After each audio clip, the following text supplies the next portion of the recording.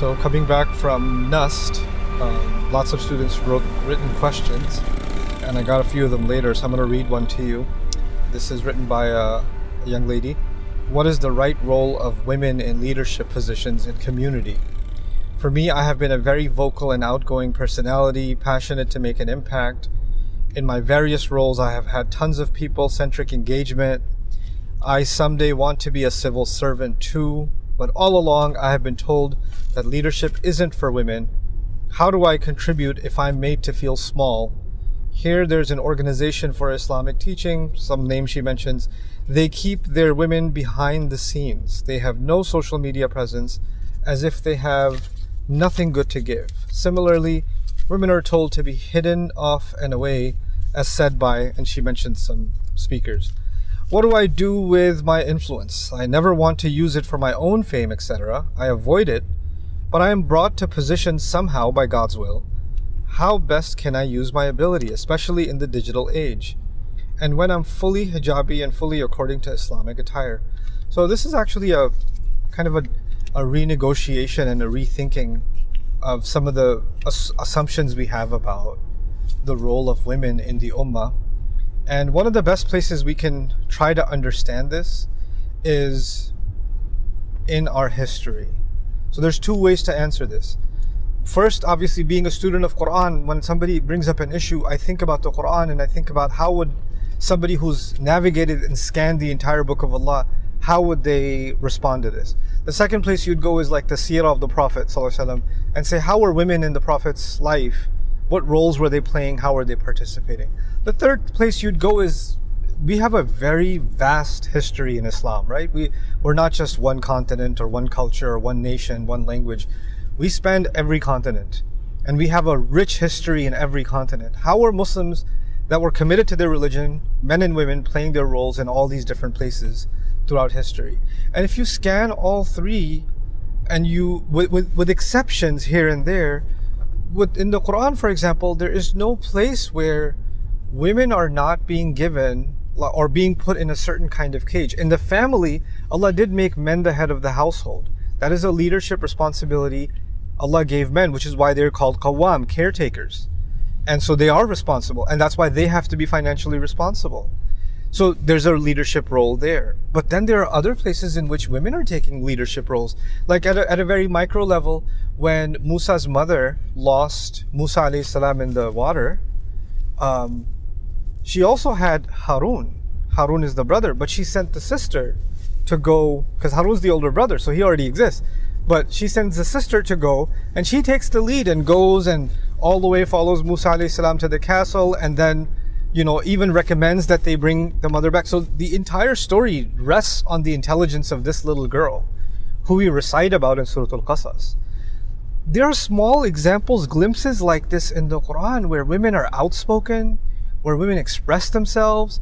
Like the angels came to talk to Ibrahim alayhi salam, right? And they said he's going to have a child, but his wife was in shock. So she started screaming and almost yelling at the angels. And now the angels who came to speak to Ibrahim are now speaking to the wife of Ibrahim alayhi salam, right? And it's remarkable that Quran recorded that the carriers of wahi are now actually having a direct conversation with this old woman, you know, and they're consoling her. There are times where women have to step up and play a role. What are the principles?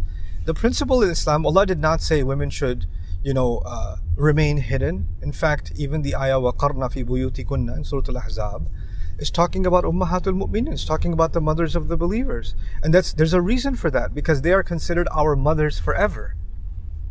There's a reason they were given special instructions. In that same surah, Allah says, لَسْتُنَّ كَأَحَدٍ مِّنَ النِّسَاءِ, you're not like any other women. That's why they had, and no other woman will always be considered the entire ummah's mother. They cannot marry any other man after them. If they just walk around outside, even if they're fully covered, and some man says, I wonder if she's married, he's having a thought about his mother. Allah wants to prevent that completely from even happening, ever. So He tells them, وَقَرْنَ فِي بُيُوتِكُنَّ. So even when the Sahaba come to meet with Aisha radiallahu anha, min wara'i hijab, she has to meet them from behind a curtain. She's not seeing anybody. So they were given special instructions. But the instructions for the rest of the ummah, they're in Surah An-Nur. So the special status of the women, the wives of the Prophet ﷺ, by and large, that's discussed in Surah Al-Ahzab. So what we've done is we've kind of conflated these things and made them into using that to generalize women are supposed to stay inside. But they didn't stay inside. There's enough evidence that women even joined the Sahaba in battle. There's enough evidence that they were interacting with the men. There's enough evidence they were traveling together. The Hajj ritual itself breaks. This is the most sacred ritual. Shouldn't there be a women's section for tawaf? Why was there never one? Because they were a part of society. And the thing is that Allah gave us this deen based on fitrah. There's some natural things we're supposed to be inclined towards, like decency, the way a person dresses. Allah gave khimar to the women, not because it protects them from they're protected from the eyes of men, but actually they're protected from their own desire to show off, actually. If you study Surah An-Nur, that's what it's talking about.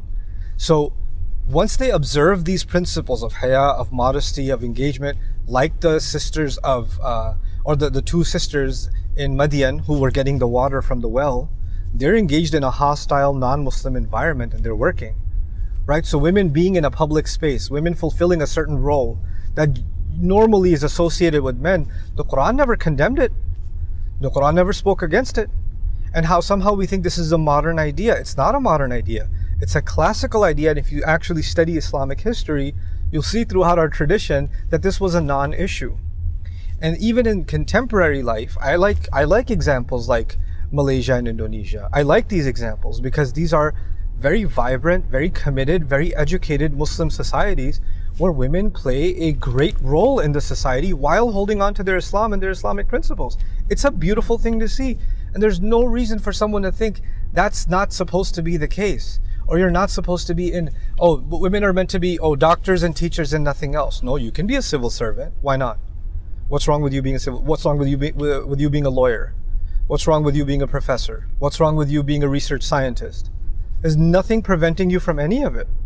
And this is the same advice I would give my own daughters. Pursue whatever it is that Allah has given you. And if we don't do this, we're taking more than 50% of our talent pool and we're basically telling them all your education, all your mind, all your potential is useless. There's nothing you can do with it, you know?